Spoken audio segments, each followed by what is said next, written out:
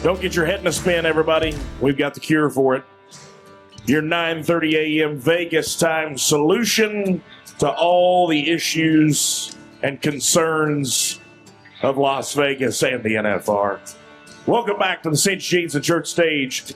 Tommy Joe Lucia, Kendra Santos, No Spin Rodeo Rally. Good morning, everybody. Good morning, all of you that are listening to the podcast or at home watching this on the different places where you can find us. Thanks. It's we're right in the middle of it. It's hard to remember the days. I'm with Anthony. Sometimes days go away and rounds are what you think of. Good morning, Miss Kendra. How are you today? Good morning. Great. Yeah, it's beautiful. Thank classy. you. Classy. You're wearing black. Ha. Good morning. Good morning. How are you? It's been a short night. There's a lot going on. We got a lot to talk about. We're going to jump right into this. We have a fantastic guest who I'm super, super stoked about. I love the guests that aren't what you would typically see. So let's get started here. First off, we'll start like we do every show with our Pro Fantasy Rodeo round recap. We want to thank Pro Fantasy Rodeo for supporting No Spin Rodeo. And so we'll take a look at the Pro Fantasy Players leaderboards and what happened last night. Trying to remember how we're doing this, but once I see it come up, I'll remember. So we'll look first at the big game after round 6. If you're playing Pro Fantasy Rodeo, the big game's where you're in every round. How's everybody doing? Here's the way it looks right now, so you can look at your team and see how it's going. Trace, number 5, Casey Estrada. Excuse me, Casey Estrada. His team has won $878,000 and some change. And yesterday's winner, JMMTX, they were splitting, is at 365 and some change. Congratulations to those people they're on their way to the big winnings, which is a pickup and a trailer and all kinds of stuff. And then we look at the daily payout. That's the thing that you can play now. Now, remember, you can jump in, go to profantasyrodeo.com and play the daily game all the way up to, the first bareback horse bucks. So you can hear all the headlines, get all the news, change your players around. But it's $10,000 gets paid out daily. And congratulations to Steve's Buckers. I think it's Gleazy Steve's Buckers. His team, $254,000 win. He won $3,500. So congratulations to him. Again, lots of fun. If you got the big team, you save $5 if you play the daily. So Pro Fantasy Rodeo. Now let's get the round recap from Miss Santos of what happened in the T&M last night. There were some fireworks. Just a few highlights, lowlights, whatever we want to call them. Matt Twitchell, the pickup man, took a wreck. I'll say that up top. I wasn't there, and they didn't show it on the live feed. What happened? His horse just fell in the corner down by the buck and shoots, and it was pretty gnarly, really. And he hurt his ankle. He hurt his left ankle. But he was right back on. He got right back on, but he hurt. He hurt. Anyway, Kate Saunier won the bareback riding. Rocker had a re-ride because the flank fell off his first horse, and then he came back and he was 80 and a quarter. Ty Erickson was 3-5 again and won round 6 in the bulldogging. Something a rodeo secretary. I didn't notice it from where we're sitting this year down by the buck and shoots, but the bulldoggers had blue feathers in their hats last night, and so a secretary timer, Dana Gann, texted out, and she's like, "Tell Gator to get on that, and find out what's up." And sadly, it's they did that last night for Great Lakes steer wrestler Cody Metzger and his wife Samantha. They just lost their baby boy Dixon. He turned a year old on November 28th, and on December 2nd he died. And SIDS. And I have 35-year-old flashbacks of a friend of mine who worked at the PRCA. Her first day back at work, she lost her baby Dylan when he was at the babysitter. So very classy, cool thing of the Bulldoggers to do for that family. And anyway, we're all thinking about the Meskers. So, okay. This is an interesting. So Tanner Tomlinson and Travis Graves won the round. There were 3-4, and that was a heck of a night of team roping. With, Jade Corkle being 3-5, him and Summers. But Tanner owns the NFR average record here. And so for him to be such a gamer in the rounds too is cool. And TG is here at his 16th NFR. And so, they wanted to start calling him the old man and stuff. But if you're 3-4, you still got it. And so for a little sneak peek into 2026, Tanner's going to be heading for Colby Payne in 2026. And TG is going to be healing for Coleman Proctor. Oh, so that's an interesting. Now, they broke. Is it true that that's a new NFR record that broke Trevor's and Patrick Smith's 2011 record? Is that true, or do you know? No. Which thing are you talking about? What came up on my feed was that the 3.4 second. No, 3.3 is the record. 3.3. So yes, wrong. Yes. Wrong data. Thank you. It's all good. Thank you, Brock. Don't always trust Google, folks. But anyway, so we have a lot to talk about in the bronc riding. But Statler Wright, he was 90 and won the round. That's the second time they've won a round on that horse. Stetson won the first round on that horse, and so we ought to name him Wayne Vold's Renegade. Interesting side note on the horse that Stetson got on last night is that their dad got on the same horse in the same round 9 years ago here. Really? Cody Wright, yes. And so that horse, Big Rich's Ropin' Dreams is his name. United Pro Rodeo owns him. I think we're going to get to talking a little bit more about we'll talk about Stetson in a minute. Yeah.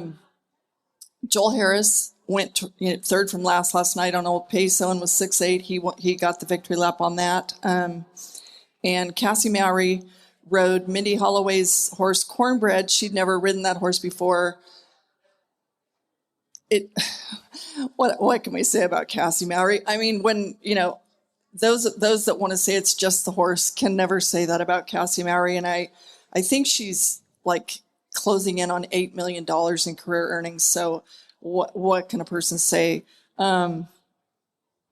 She had never ridden that horse before. Jockey and a half. Okay, so Stetson to come back and win the bull riding last night, that showed a lot of composure. And which is no shock, right? Or composure, or taking emotion and switching it to good, to your benefit. These were his words. I took every bit of aggression out on that bull, and so good for him. He got the win on that, and also good for him. I'll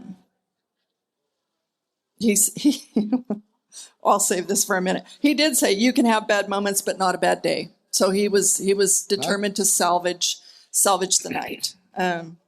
And we're going to talk about Stetson and JR, I think, here in a minute. Yeah, so I'll just stop there. And well, that's it for our Pro Fantasy Rodeo round recap. That's just the highlights. We're going to get into the nitty gritty, but before we do, we always like to have interesting guests, and our guests chime in on all of this.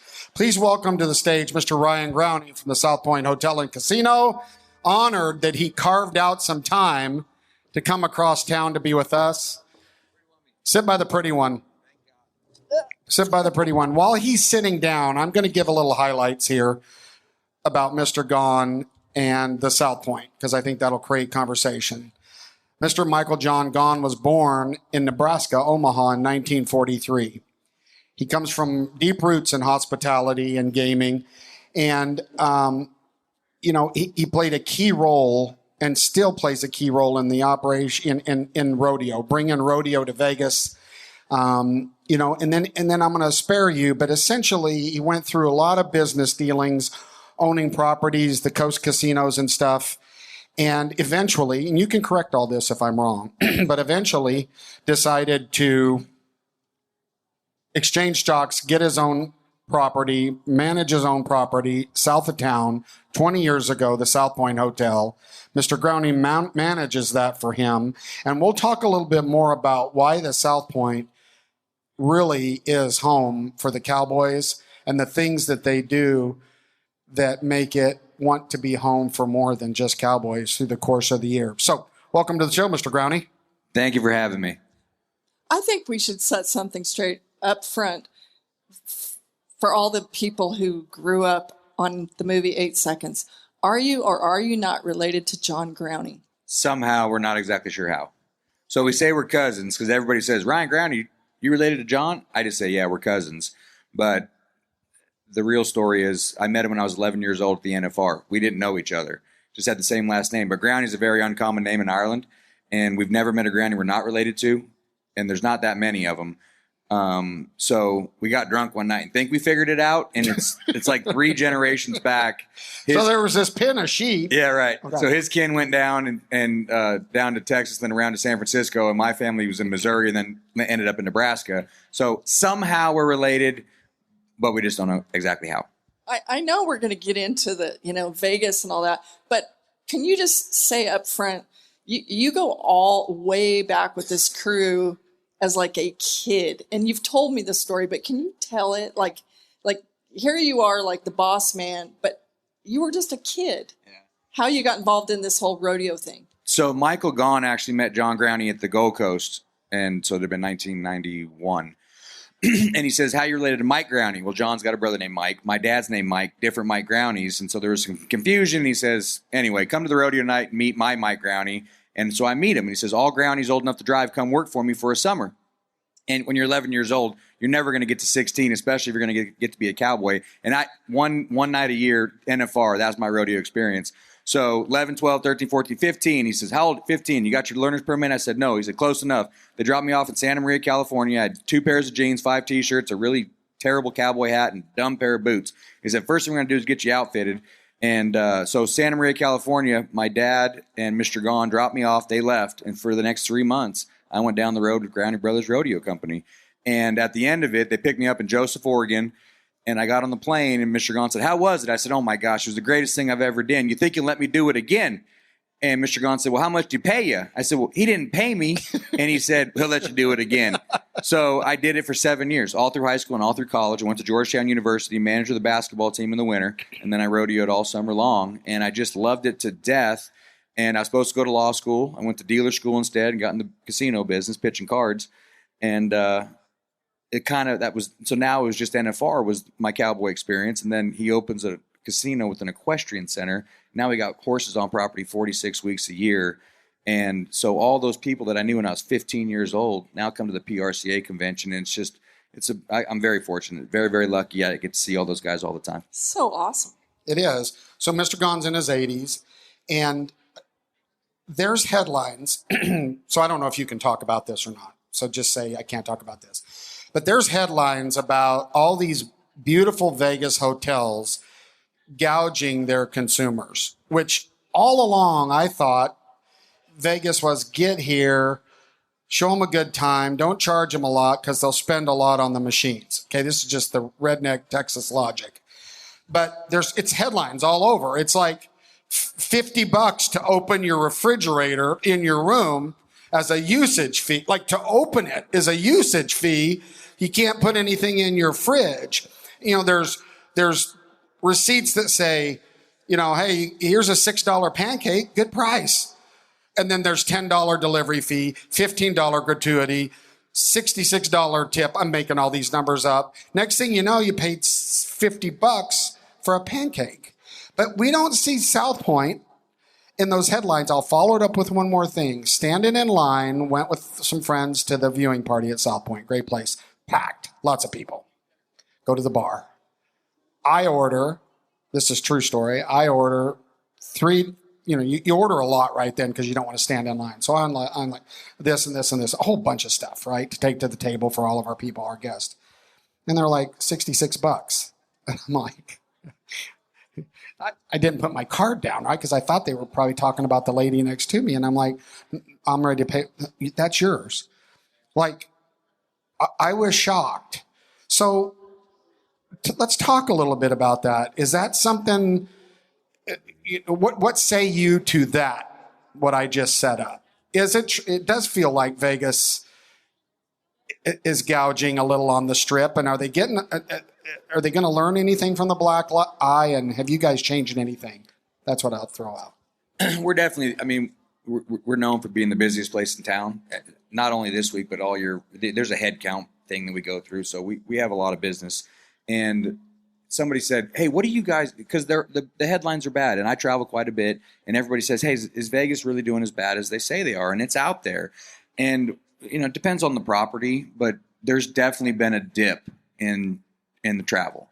And I do believe a lot of it is because of some of the policies, the $50 refrigerator usage, the $50 to park your car, $28 a bottle of water. They said, well, what are you guys doing different? Why are you guys so busy? We haven't seen a dip. Why are you guys so busy? What are you doing differently? And we said, nothing. Everybody else has changed. We're doing the same thing we've been doing since this is our 20th anniversary. We're doing the same thing. Michael Gaughan has been doing this for 55, 60 years. And some of that old school stuff, that Vegas stuff, we're the only buffet open 7 days a week, all 3 meal periods. And people like buffets. And all these other properties are taking them out. And I understand why. And a lot of times I think it is the accountants that get involved. But Michael Gaughan doesn't work that way. We're still going to give you free park, and blackjack still plays 3 to 2. We still got a buffet. We're going to give you a fair deal. And you're right. You want to give them a good value because we got table games and slot machines. So the $100 you charge them in fees, that's $100 less they can have fun with and gamble and maybe win some money or lose some money. But they're going to have a good time. And at South Point, you can still do that. And some of these other places, it's getting a little tougher. I feel like it's cowboy, and Michael hasn't forgotten where he came from, is what it feels like. The free parking is a big deal. And he also hasn't forgotten that, we've all heard the stories that December used to be a ghost town in Vegas. And he hasn't forgotten that. And I've also heard a lot of stories that, I don't know if it was during COVID, there were certain times when virtually everyone was laying off all their crew, and it was pretty scary at the South Point too, but was he not like one of the few who kept everybody on and kept paying people? Is that true? There's a lot in that sentence. So first of all, let's surgically dissect it. Yeah. Well, I'll go to COVID. He's good to his people. He's fantastic. So he's been taking care of Cowboys back at the Gold Coast before, it was cool. And now I'm going to tell you what, this rodeo this year, it's one of the best I've been around. But back in the day, PRCA contestants, if they were traveling through town going to a rodeo, show your PRCA card at the Gold Coast, you got a free room. He's always been, and he never takes credit for bringing the NFR to town. He just says, I let Benny Binion borrow my plane to go to Colorado Springs. If he wasn't responsible for bringing it here, he's been responsible for continuing the tradition and making sure that it stays here and stays good. And so he's always been a friend of the Cowboys, and he's always loved Cowboys. Well, then he opens the South Point, and we have 1,200 horse stalls. So you want to talk about Vegas Cowboys Central, it's just kind of amplified that tradition that he's always had, and it's really become a special thing. To your point about COVID, yes, everybody else was laying everybody off. Michael paid everybody for 32 hours a week. Most importantly, during that time, they got to keep their benefits. And it's that loyalty that he has to his employees, to his customers, to the Cowboys, and it comes in reverse. The loyalty comes back. And if you've been to the South Point any night this week, this is every year we say we can't get any busier, and every year we get busier. The buckle presentations every night, 10 minutes before it starts, we got to close the doors.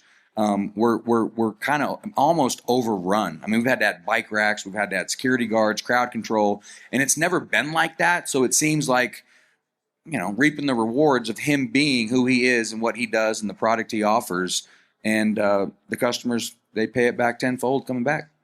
A little inside, because I know a lot of the guys that work there, right? Christmas party. I mean, this is the stories that they tell me, right? Don't you guys do a big Christmas party with all the employees? That's what I understand. I mean, it's those type of things. And so you do, right? You do a big, we do a holiday kids Christmas party. So we do Christmas with the Clydesdales for the public. The Budweiser Clydesdales come in. It's free beer, free cocoa.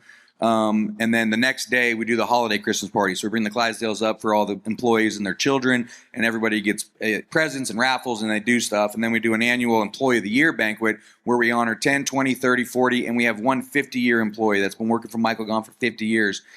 And this year's our 20th anniversary, so we actually have to do the party over 2 nights because I think there's 226 people that have been there since day one, and so it would take 9 hours. So we're doing it over 2 nights this year, and it is those kind of things. And I tell you, the biggest one we get talked about is we do the cab party. So all the cab drivers since the Royal Inn, which puts that back at 1972, he throws a party for all the cab drivers in town, and they come in, they get a free meal, they get a couple show tickets, they get free buffets, and any cab you get into and says, hey, where should we go? And every one of them says, let's go to the South Point.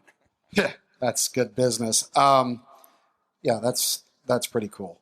That's pretty cool. Well, you just can tell by the people there, right? They look like they're happy to be there.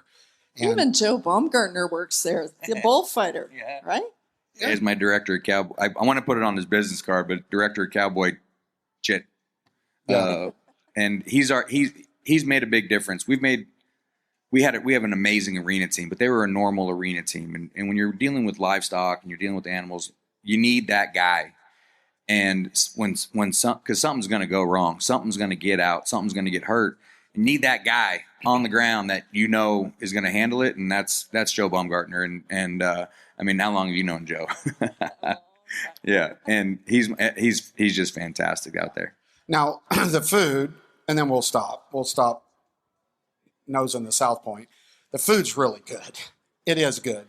Is there ever an occasion where you guys, the bosses, Mr. Gone, are eating and you're like, let's do this, let's do that? I mean, tasting the food, because the food it's flipping good there. Like everywhere you go, the food is good. Because it's all hospitality, I'm assuming that from him, you've learned, like you're paying attention to all this stuff all the time. Does it take corrections in the course, little corrections? Hey, maybe we should do this. I'm assuming that's the way it is, because you can't get good people anymore. I mean, those of us that own a business all know it's really hard. This generation's slim on people that want to work and do it right. The fresh guacamole is a nice touch. Little things. It's Delicious. The sushi's fantastic Yes. there. And I've always wondered, how do you get good sushi in the desert, right? Like I know it should be good right next to the water. But you guys, you put special attention to that. Fair? Very fair. So one of Mr. Gone's always things: keep the place clean, hire friendly employees, good food, good value. I mean, every one of our restaurants loses money, but it's a marketing expense. Coffee shop and buffet is the biggest, but I'll tell you, last month we lost $1.9 million in food because the portions are too big, the quality's too good, prices are too low, and Mr. Gone's very generous with the employees. But our executive chef, he just announced last week he's retiring January 1st, and he's been with us 38 years. But to your point, it's funny. So the other day, he got a complaint about the mac and cheese.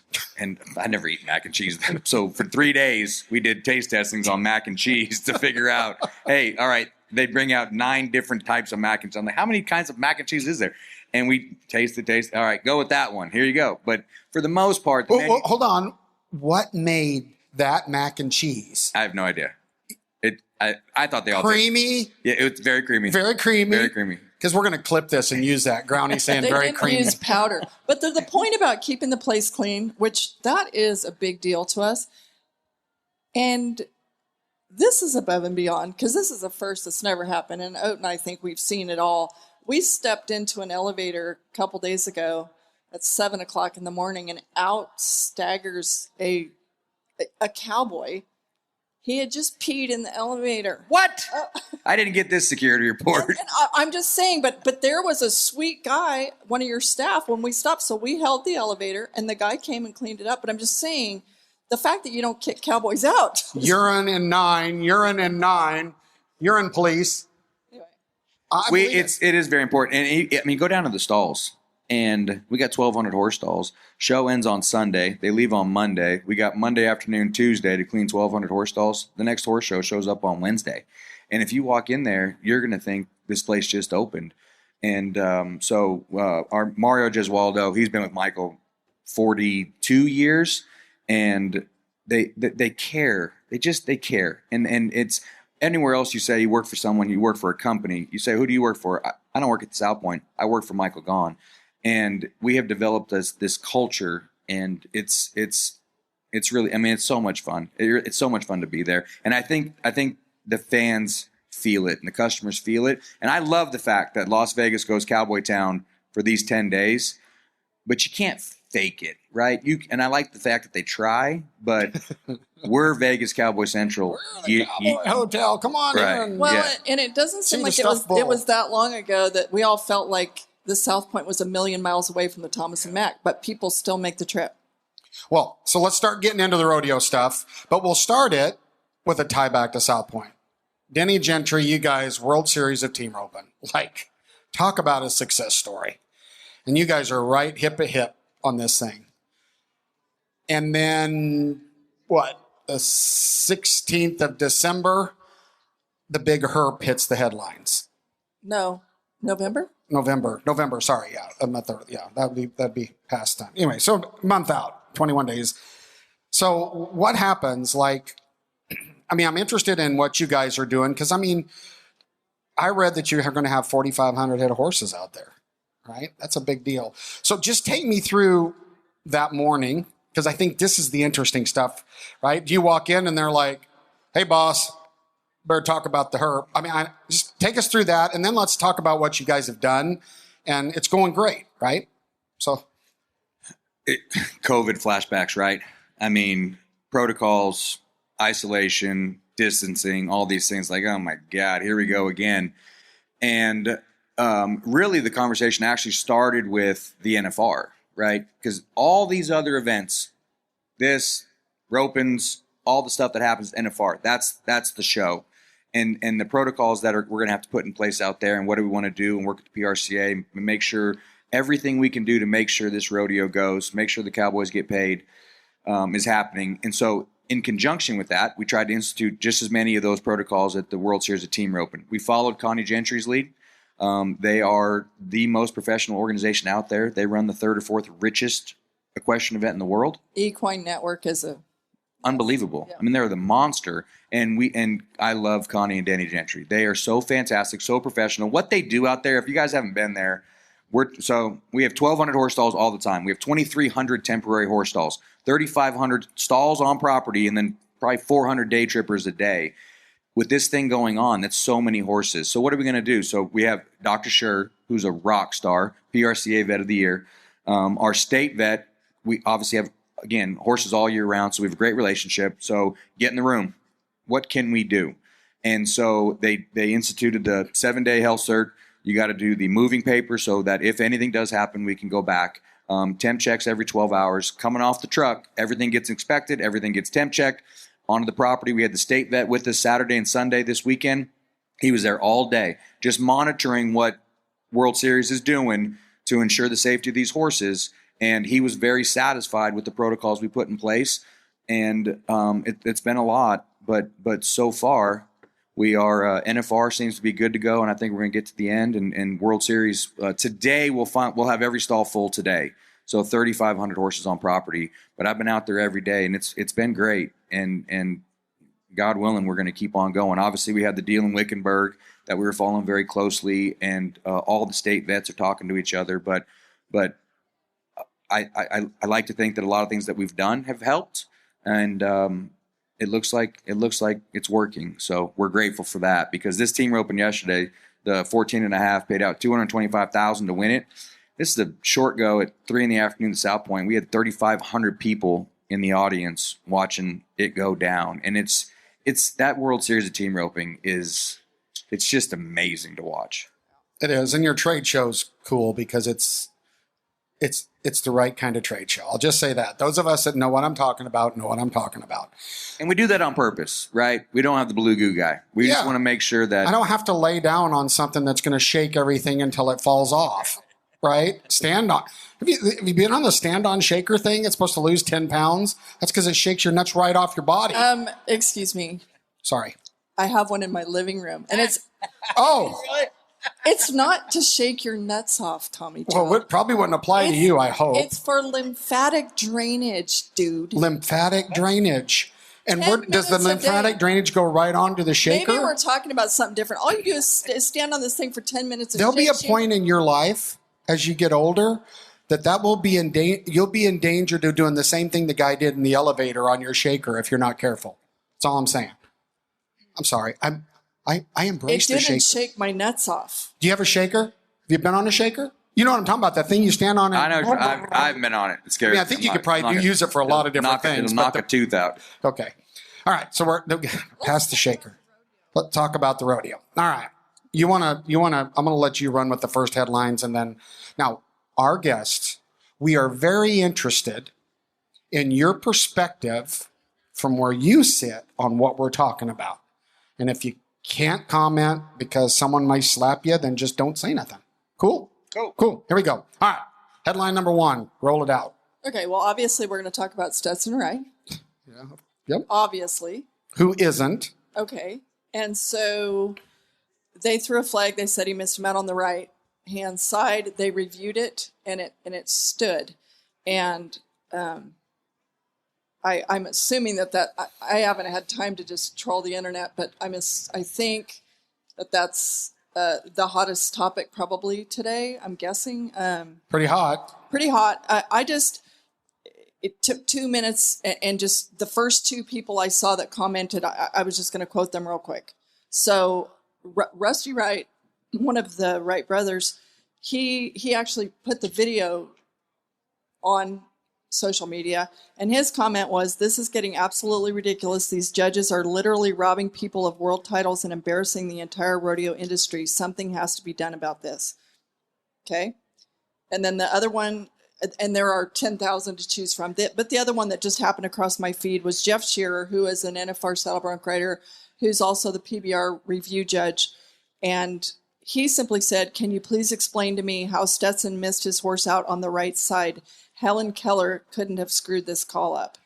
I'm not bashing on the judges. In fairness, I'm quoting people. Everybody that's saying this, I don't think that they have access to whatever the replay judges were looking at. I can tell you what I saw on TV. It looked like he was clean as he could be, which is a high shot in Thomas and Mack in a lens down to that right-hand side, right? I mean, it's a wide shot. And most of the things that I see posted are someone taking a video of their pic of the TV in their hotel room. Yes. Now, you're telling me that these judges in the replay booth, you think they don't know what's on the line here? I'm not telling you that, and I'm not here saying you, but I don't know. I was not on the arena floor, but I am no longer the PRCA's director of communications. If I was, and they have an angle that shows their point, Why wouldn't they show it? I would have to daylight that baby. I agree with that. What do you think? I think that, so here's the good news. 3 years ago, there would have been no review, right? And Yes. calls have been overturned this year. And at the end of the day, you got to talk to PRCA officials about the call. But the review process is working. Now, at the end of the day, it's still up to the discretion of the judge to make the call. But they're in place, so they have an opportunity to review. And at the end of the day, the call is the call. What can you do? You can't overturn it after the fact. If everybody gets in the room and goes back and says you made the wrong call, then you can't overturn it. You can't go back and fix it after the round. So unfortunately, whether the call was right or not, and that's up to the PRCA to discuss, I'm happy that there is a review process in place, and some of the calls have been overturned.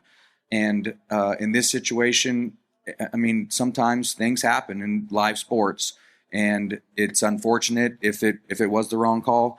But at this point in time, there's not a whole lot to do about it. I am glad he won the bull ride, and you're right. And I'm going to be a big Stetson fan the rest of the week. The last job I would want would be to be a professional rodeo judge. I also have to mention that in the team roping, there is equal controversy over the fact that Luke Brown and Trey Yates, Trey Pantyhose steer, they were 3-1. It would have been a world record and an NFR record last night, and they were called for crossfire. And again, it is, even in the timed events, it comes down to opinion. But my point is, a lot of people are running comparisons, and they're saying, well, these 5 guys got away with this exact same shot. And I don't admire those guys for having to make these split-second decisions. But Well, I can't even. I have zero idea what a crossfire. I mean, how to tell if it's a crossfire, like legitimately. And I don't think they've done a good job, because when you talk to some of the judges, they say if you're trained correctly, you can see it. I'm not trained correctly. I can't see it. If it happens, I'm like, I don't even know what the hell that is. I mean, they said, yeah, if he throws a loop before the steers turn. Oh, I get that. I'm just saying, watching it, right? And I think that's the problem, is that you got common fans out there that don't understand, right, all the intricacies of that call, and it sucks. And you're right, it can't be overturned. And I mean, there's stuff out on the internet about legal action and everything. Well, let me tell you something. When these guys get their pro rodeo card, they agree to concede to what the judges say. So go get, all you people, all you keyboard warriors out there that say, here we go. They agree to stand behind that. Every judge is trying his ass off. Absolutely. To get it right. You think they want to make a bad call? No. I'll be the most hated guy in the world right now. It's professional sports. I mean, how many pass interference calls have been made? How many offensive fouls in basketball have been made that were the wrong call? But in the heat of the moment, you got to do the best job you can. I am grateful the fact that there is that replay in place, and absolutely. I think the crossfires. I'm not going to give my opinion, because to your point, I feel like I can spot them, but I'm not a professional PRCA judge. But they've done it, and I think the biggest thing is again, 3 years ago there was no replay, so we're doing everything we can to make it as fair as possible, because that's all we want, and there's so much money on the line right now that is important. So they're putting those systems in place. Are mistakes ever going to get made? Well, hell yes, right. Because it is a judgment call at the moment, and you're working very quick, and it's unfortunate. And if at the end, I mean, if you go back 5 years ago, were calls missed? Yeah, they're going to get missed, and they get missed in sports every day, every single day, in every single sport. The review system is absolute progress, and they do keep making progress, and that's fantastic. And in defense of the judges also, I feel like when it comes to, I'll just give two examples at each end of the arena: degree of difficulty in the rev stock events, or a crossfire call in the team roping. If you have not done it at a world-class level, like Ty Murray used to say, that's the only way that you see things in slow motion. As they're happening in the blink, you see it in slow motion. How can you be expected to have that set of tools in every event? Because there's not a human being in the history of our sport that has that. There's guys that are better quarterbacks than everybody sitting on the couch saying how they would have thrown the football. You've missed my point. No, Skip. I didn't miss it. I'm just saying they're still out there. I did not miss it. There's never been a cowboy in the history of our sport who was high world class in every single event. That would be the only way to make these guys the robots that people want them to be. Okay, fair. I agree. And with AI and cloning, that could happen someday. But my point on this is this. Here's what I liked. Stetson, everybody. I'm going to get on one other thing. On the TV feed, someone answer this in the audience, because I've been watching the in-arena feed, because that's what I want to see. On the TV feed, do they pop up there that single screen with 9 small cameras that they're replaying when there's a replay call? They don't. It gets sent to them. I believe they do. I'm at the rodeo every night, but they put it up in the arena. The feed goes to Las Vegas Events feed and Cowboy Channel feed, and I'm pretty sure they're grabbing it, but I can't. I've never seen it because I'm watching it live. Just a little production recommendation for them. None of us can see anything on those. It's kind of cool to see that there's 9 cameras, but maybe you should consider showing the audience what those replay judges are looking at in full screen with something at the top that says replay, like they do in the NFL. You don't see the NFL show every one of their 62 cameras when they look at them. They'll rotate them, which is cool. Here's this angle. Yeah. Here's this angle. I think they've gotten better. The first night, I agree with, again, this is the first year that it's getting kicked to the audience. So They're working through that. Obviously, most importantly is getting the call right. But they're trying to be full disclosure. And so I think it has gotten better, because they did do 17 times the mark out last night, that it did go to full screen. But they are working through that process because it's a lot that has to happen. And in the ground rules, if that call hasn't been reviewed before the next animal goes out, call stands as it is. And so I think everyone's kind of getting used to the process, and it is progress, and I think it's great. And I think it's good for the audience too. So I get it. From a production standpoint, we'd like to have that call before the next guy goes. But there's been times in the course of this NFR that it was overruled in the booth on markouts and stuff, but it didn't get to the announcers until 7 head later. And they're working on all that, right? They made a comment that, hey, this was overturned, and they're working on all that. And the point is, which one? I haven't noticed. Everyone either overturned or upheld before the next contestant goes. Wasn't there that I've seen? Yeah, Cooper Cook. Cooper Cook. I think it was the second round because he won the first round. They threw flags in the second round, and then it was several people later. I think that's right. That they came in. Let us know. Now, what I found out was that the thing was stamped.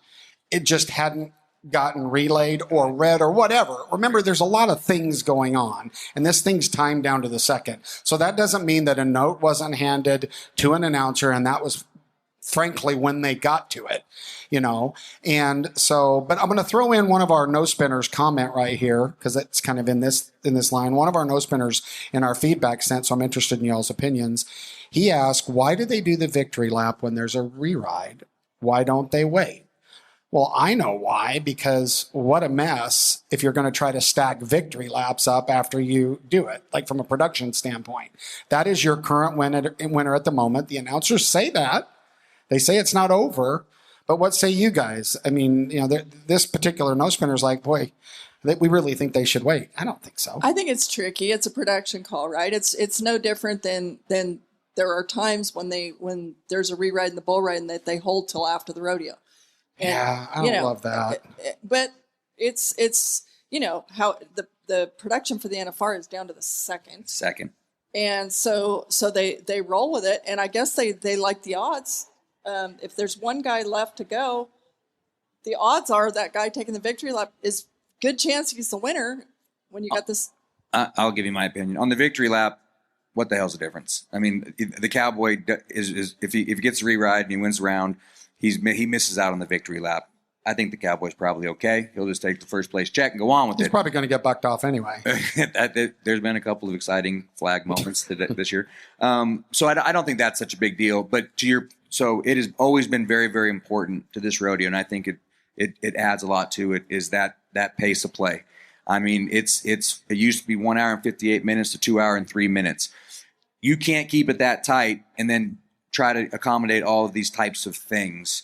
Now with the Cowboy Channel Cowboy Breaks, it's almost nice because you get a moment because it's so exciting, and then take a breath, take a drink, and then the next event starts. So I don't think but it's 2 hours and 15 minutes, 2 hours and 13 minutes, 2 hour and 18 minutes. Do 105 outs in 2 hours and 15 minutes. I know. It's impossible. It is unbelievable what these guys do, and people don't understand it.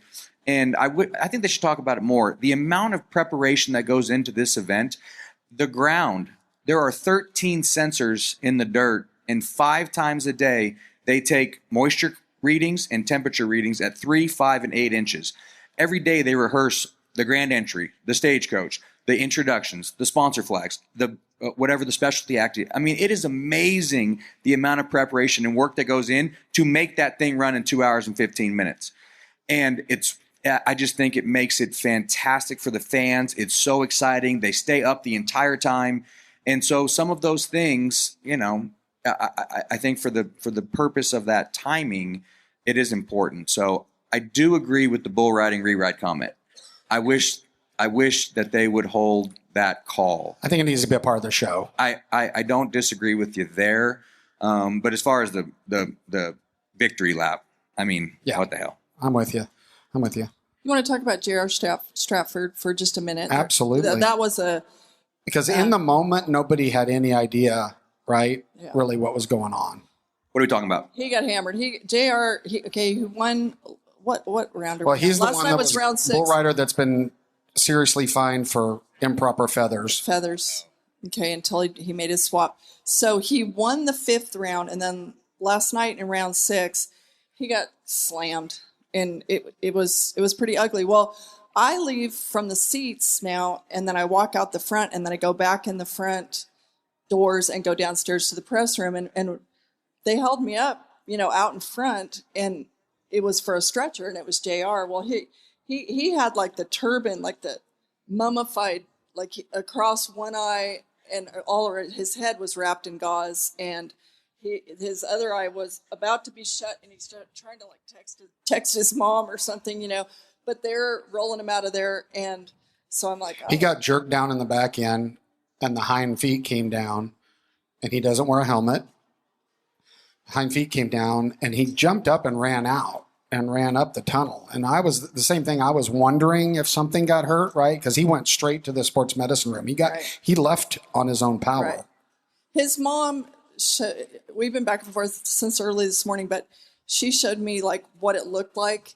And he's really lucky he still has his left eye. I'll tell you that right now. Because it was like. So he got hit in the forehead with a hind foot, right? Yeah, but the hole above his left eye was gruesome. Anyway, she said his official injuries from his mom, Monica, of course, his head and his face are very swelled up. He had a concussion. He broke his nose. They say laceration. It was like a huge gaping gash above his left eye, but they got him stitched up. And she did say, there's always so much conversation about helmets, and it's, to me, ultimately, there are pros and cons. I have dug so deep for years and years and years, with Tandy Freeman and bull riders and different people. It is a personal decision, and people who want to rip guys for wearing them or not wearing them, to me, it's like, stop. And in J.R. Stratford's case, the big pro and the con thing is that the extra weight on the end of your neck, there's a potential that be dangerous. But that's a to whole your podcast. Neck. No. I'm just saying the brief thing is people are bashing this poor guy who got hammered last night for not wearing a helmet. And the point being, when he broke his neck, he was wearing a helmet. I see. Okay, well, so he made a personal decision now not to. It's very similar to Kai Hamilton. Personal decision. Yeah. Well, I'm glad. I'm glad kids are wearing helmets. I'm glad guys are learning how to ride and adapt wearing helmets, because I've seen too much, right? And I think anything that you can do that can help you, and it's a personal choice. Do what you want to do. Drive without a seatbelt. I don't care, as long as it doesn't. Whatever it is that you feel like you need to do. So, but yeah, I'm glad. So we don't know if he's in or out for tonight. Any word on that? The official status from the Justin Sports Medicine people is questionable. So obviously, yeah. Okay. All right. Another quick couple headlines, and then we'll jump back over. I thought this was interesting in the barrel racing, because you just talked about Cassie Mowry, and I've got to get over here to it. Ann Bleicher, in a release, put this out. So I think this is interesting in case you haven't read it. This is in the release. She said in the interview, "I had a big plan until I went into the alleyway," recalled Mowry, who continues to hold the number one spot. "He took off sooner than I had hoped. It threw me forward, and I got my belt buckle caught over my saddle horn. I was basically at his mercy for the first half of the run, which might have been the best thing that ever happened. He's really honest. He knows his job, and I need to ride him a lot more conservative than what I did yesterday. So it made me sit there as I had no choice. I was really literally hooked to my saddle." So that's kind of, she made the first half of the lap with the buckle over the horn, and she's saying, actually, it worked out because he did his thing and I wasn't correcting him. So that's she never panics, and she's so humble, and she's won $8 million, and she's amazing on the back of any horse. She's just amazing. She's cowgirl. And talking about barrel racing, tonight, little preview, they are doing, it's military night, I believe. They're doing a tribute, and all of the barrel racers, and I think we have a quick graphic, they're going to be wearing dog tags from two ladies, service members, that Sergeant Jada Good and Sarah Bolstrom, who we lost in service. They're going to be riding with dog tags from one of these two tonight in honor of these service women. So I think that's pretty cool. It is cool. That's pretty cool. Was that last night the buckle went over the saddle horn? Yeah. I'm going to have to go back and watch that. Yeah, that's good stuff. Quick shout out. This is a quick one. Jamie Brown, who's been a part of the Piranha production teams until recently, Miller.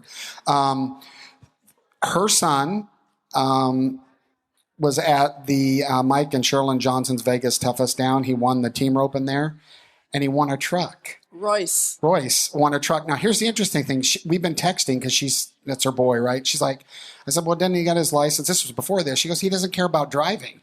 We can't get him to go take his test. And I told her this morning, I said, well, you ought to think about driving now, right? Now that he has a pickup one. But the interesting thing was they did a drawing. So they have an automobile sponsor, and the top 16 do this drawing.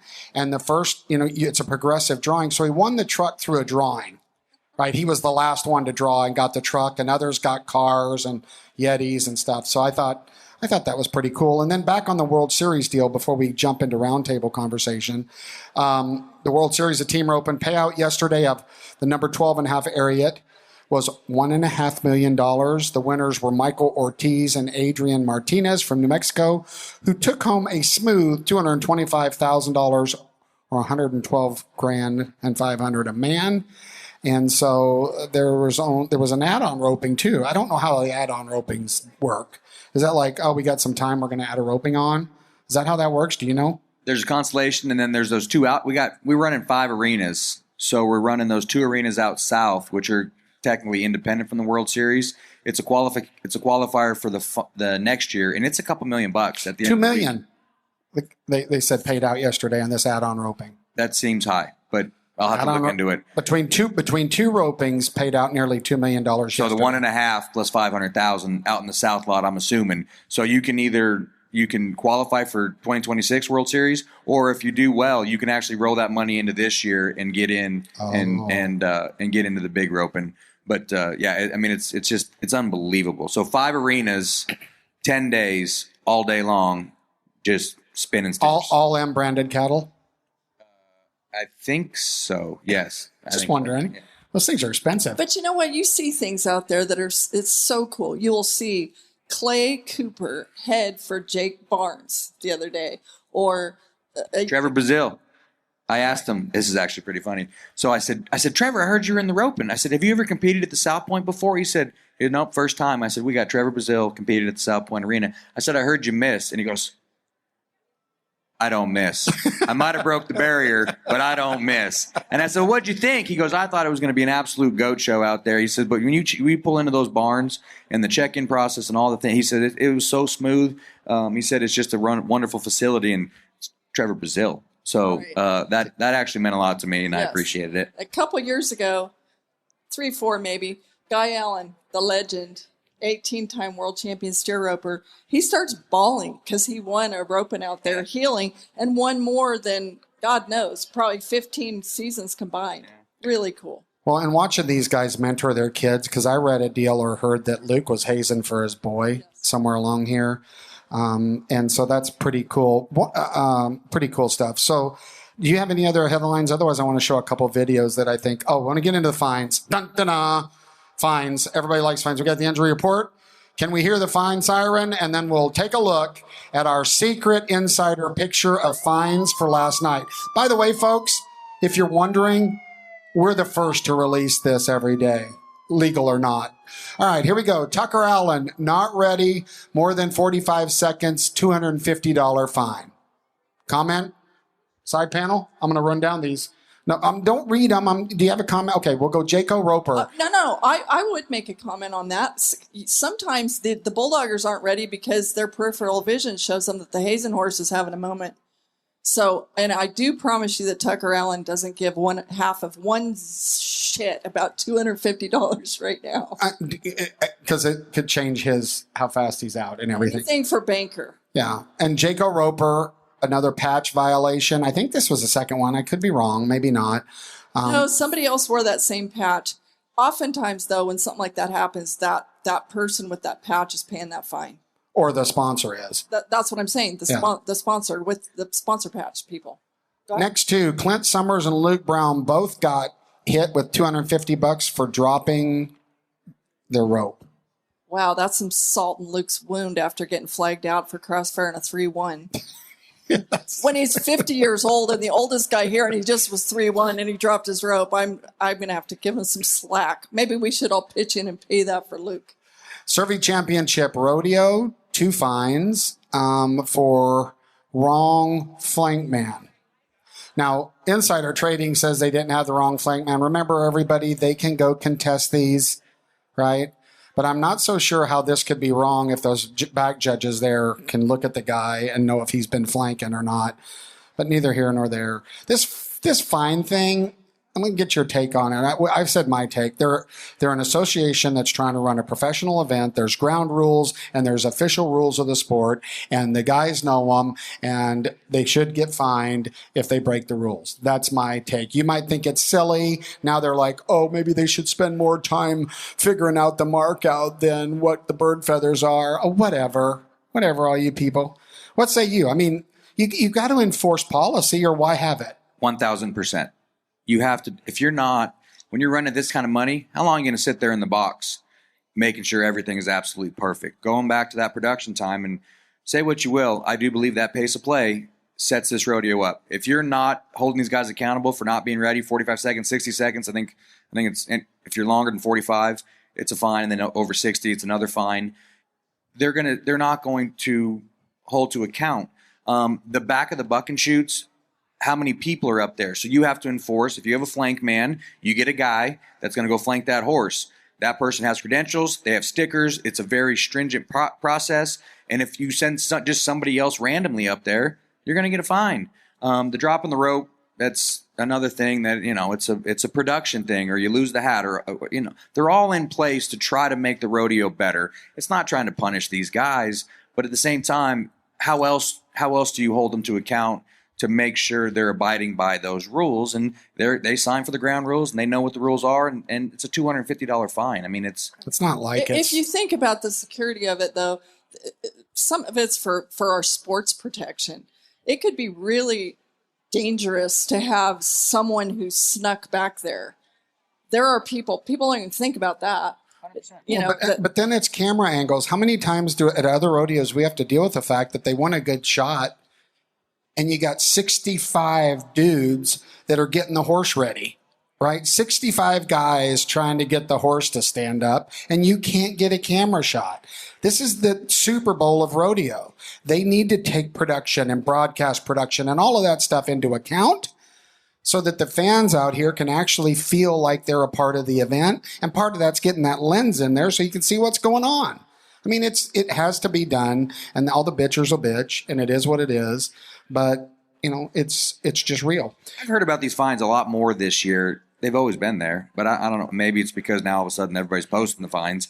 But, I mean, again, 105 outs, and there was 5 fines last night. So to do that production and all those things, and there's 5 $250 fines, I look at the outcome. Look at the rodeo. Look how good it's been. I mean, those first 6 perfs, gosh dang, it's been fantastic. And it's because of all those things, and because of the ground rules, and because of the things that the NFR has done, that I think that it has been that great. And then this, the rookie bull riders and all the storylines, and this barrel racing this year, I mean, it is fantastic. Well, and this is professional rodeo, to use Trevor's, did he say goat roping? What did he say?